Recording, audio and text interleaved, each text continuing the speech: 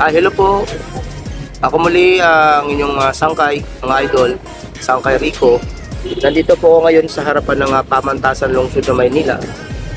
Magkakaroon po tayo ng random question, tanungan sa mga estudyante dito ng Pamantasan ng Lungsod ng Maynila.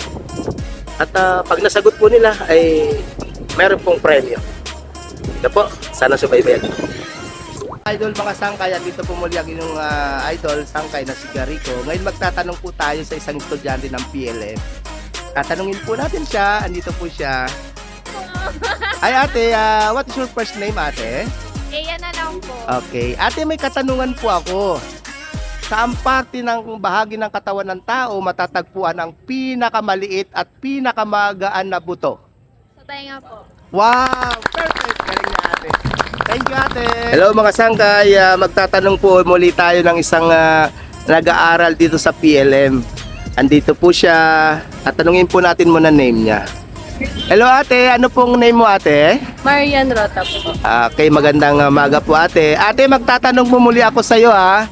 Ano po, saan po parte ng katawan ng tao matatagpuan ang pinakamaliit at pinakamagaan na buto ng tao? Sa tainga. Wow, perfect! Ayun po, galing na ate. Hello mga idol, mga sangkay.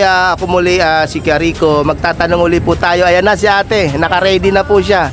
Ate, what is your first name ate? Risha po. Ate, magtatanong po ako ha. Oh, sige po. Saan parte ng katawan ng tao matatagpuan ang pinakamaliit at pinakamagaan na buto ng tao ate? Ear po ba? Wow, yes! Galing niya ate. Thank you ate.